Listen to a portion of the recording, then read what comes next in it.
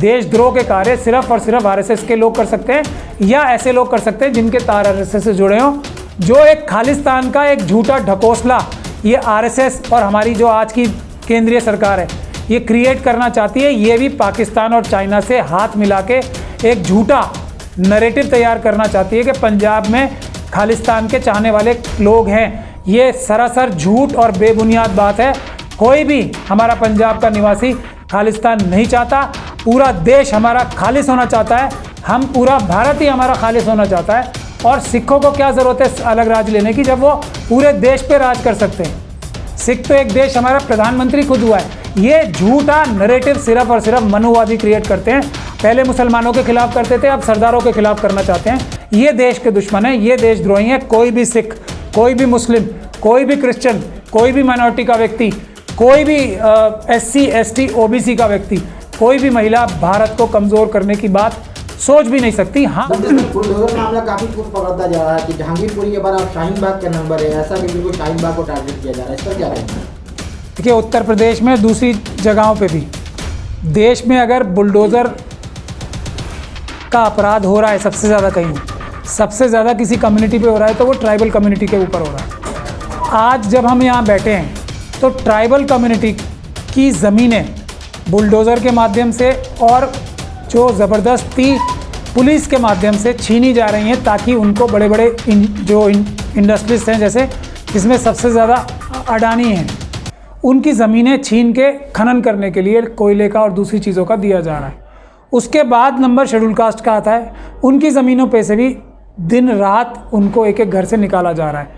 उसके बाद मुसलमानों का नंबर आता है, जिसके लिए अभी बुलडोज़र का प्रयोग करने की एक साजिश के तहत पूरे देश भर में कोशिश की जा रही है। ये एक सीधा सीधा अपराध है। जो भी कार्य, जो भी काम बगैर कानून का प्रावधान का फॉलो किए गए, या जो प्रोसीजर कानून में लिखा गया है उसको फॉलो किए बगैर किया जाता है, वो अपराध होता है। तो ये भारतीय जनता पार्टी और आरएसएस के जो मंत्री हैं, जो अफसर हैं, उनके कहने पे, और जो लोग ज़मीन पे रह के ये काम कर रहे हैं, और जो लोग उनके पीछे चीफ मिनिस्टर और मंत्री और उनकी आरएसएस की लीडरशिप, जो लोग भी ये काम कर रहे हैं, ये अपराध है, आपराधिक कार्य कर रहे हैं। लेकिन इसका जो दिल्ली में कम से कम हो रहा है, उसके लिए मैं सॉल्यूशन बताना चाहता हूँ आप लोगों के माध्यम से। आम आदमी पार्टी की सरकार है, वो ज़ाहिरी तौर पे तो इसका ब्लेम MCD पे लगाना चाहती है, लेकिन ये बात सरासर गलत है। जो MCD है, जो शहरी निकाय हैं और जो अर्बन लोकल बॉडीज़ हैं, उसका एक मंत्रालय सरकार के पास होता है। दिल्ली सरकार में भी सत्येंद्र जैन साहब शायद मेरे हिसाब से अर्बन लोकल बॉडीज़ के मिनिस्टर हैं। वो अगर एक ऑर्डर करके नोटशीट लिख के भेज दें कमिश्नर ऑफ पुलिस को, कमिश्नर ऑफ MCDs को, तीनों को, तो वो कोई भी ऐसा काम नहीं कर पाएंगे। एक ऑर्डर कर सकते हैं।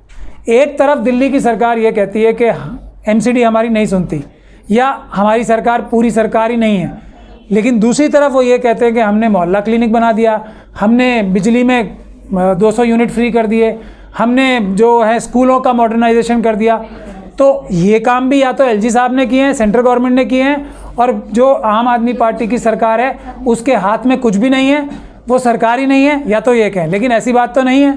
तो कहने का मतलब ये है कि जो आम आदमी की सरकार है दिल्ली में, उसके पास पूरी ताकत है कि वो MCD को ये डायरेक्शंस दे सकती है कि ये जो गैरकानूनी तरीके से डिमोलिशंस किए जा रहे हैं ये ना करें, लेकिन ऐसा वो नहीं कर रहे। अब पब्लिक के पास इसका सलूशन क्या है, मैं वो बताना चाहता हूँ आप। सलूशन बहुत सिंपल है।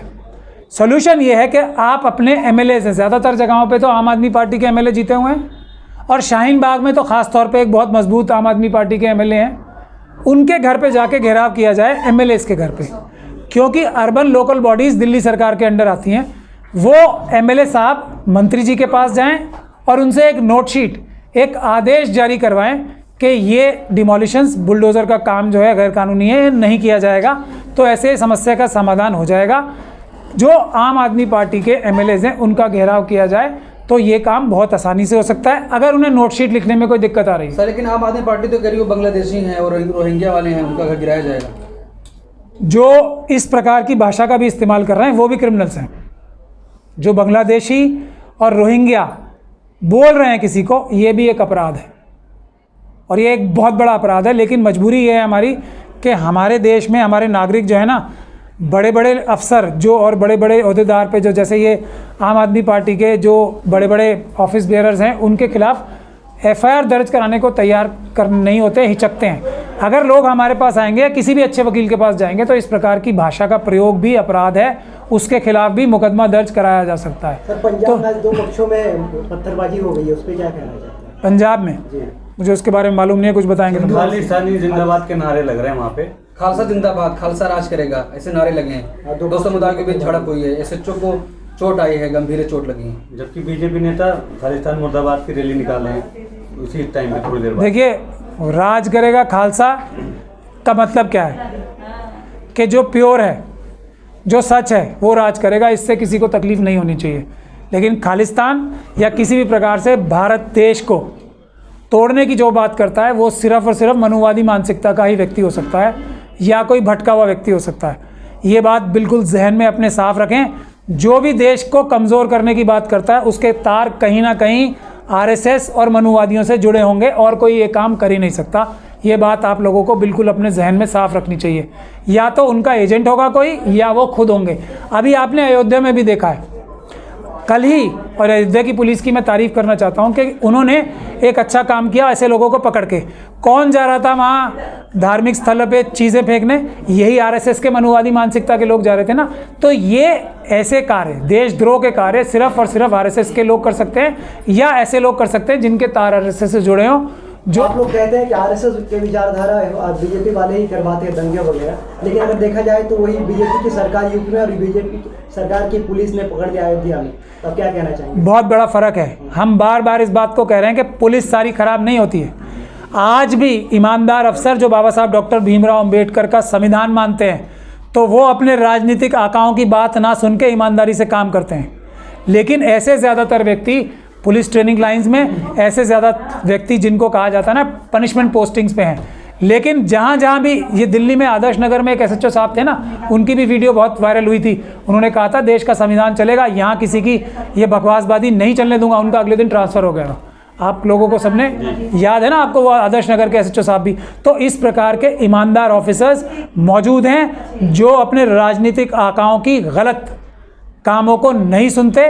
उन लोगों से ही हमारे देश को होप है। यही लोग जो है भारत देश के असली सैनिक हैं जो हमारे देश को इकट्ठा रखे हुए। सर, उत्तर प्रदेश में कोई अगर सरकार के खिलाफ बोल देता है तो सरकार बुलडोजर चला देती है, लेकिन जिस तरीके से अयोध्या में हुआ, एक दंगा भड़काने की साजिश हुई थी, अभी तक उनके घरों पर बुलडोजर नहीं चला है, सिर्फ उनकी गिरफ्तारी हुई है।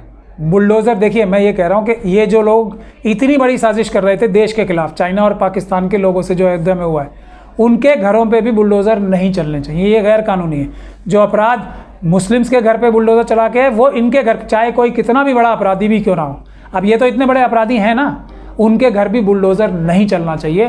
कानून में हर चीज़ का प्रावधान है। मेरे और आपकी घर की सरकार नहीं है। एक चीज़ और आपको मैं समझाना चाहूँगा आपके माध्यम से आपके व्यूअर्स को, देश की सरकार क्या है? उत्तर प्रदेश की सरकार है, उत्तर प्रदेश की जनता। एक चीफ मिनिस्टर जो कि एक पॉलिटिकल पार्टी से हैं, वो 40% से भी कम वोट लेके आए हैं, और वोट परसेंटेज देखिए 60% के आसपास हुई है उत्तर प्रदेश में। तो 60% का 40% कितना होता है? 24% होता है। पूरे उत्तर प्रदेश की 24% जनता का भी उनको समर्थन नहीं है, तो वो सरकार नहीं होती है। सरकार का कॉन्सेप्ट है देश की जनता। प्रधानमंत्री सरकार नहीं होता है, प्रधानमंत्री सरकार नहीं होता, देश की जनता स्टेट होती है। देश के 4 स्तंभ स्टेट होते हैं, जिसमें से पार्लियामेंट, जो है जुडिशरी, जो प्रेस और जो ब्यूरोक्रेसी है, ये 4 पिलर हैं। और देश की जनता भारत है। किसी को ये गलतफहमी नहीं होनी चाहिए कि मैं चीफ मिनिस्टर बन गया या मैं प्राइम मिनिस्टर बन गया तो मैं भारत सरकार बन गया। भारत सरकार और भारत का राष्ट्र अलग चीज़ है। देश की जनता राष्ट्र है। हम लोग देश के मालिक हैं। ये लोग तो नौकर हैं। चीफ मिनिस्टर साहब 5 साल के लिए नौकर चुनाए हमने और आपने मिलके। प्रधानमंत्री को नौकर चुनाए हमने 5 साल के लिए, वो सरकार नहीं है। इस बात का फ़र्क हमें अच्छे से मालूम होना चाहिए कि एक पॉलिटिकल पार्टी का एक नेता कुछ सालों के लिए, कुछ दिनों के लिए देश की जनता उसे अपने नौकर के तौर पे चुनती है। देश की जनता मालिक है देश की। देश की सरकार जनता है, देश का स्टेट भारत राष्ट्र जनता है। जिस तरीके से सर अजान और हनुमान चालीसा में बहस हो रही पूरे देश में, उत्तर प्रदेश में कई जगहों से लाउड स्पीकर भी उतर गए, महाराष्ट्र में बात हो रही है, पूरे देश में कहा जा रहा है उतारा जाए, तो क्या कहेंगे? कानून से हट के जो भी काम कर रहा है, जो भी उतरवा रहा है, कि अगर वो डेसिबल लेवल जो सुप्रीम कोर्ट की गाइडलाइंस हैं और जो इस बारे में ध्वनि प्रदूषण के जो एक्ट हैं उसके लेवल के तहत रहकर जो लाउड स्पीकर लगे हुए हैं उनको कोई हटाता है तो वो अपराध है। किसी भी अच्छे वकील के पास जाएंगे, वो उस एसएचओ को और उस पुलिस अधिकारी को और उस दूसरे अधिकारी को जेल में भिजवा सकता है, ये मैं आपको गारंटी देता हूँ।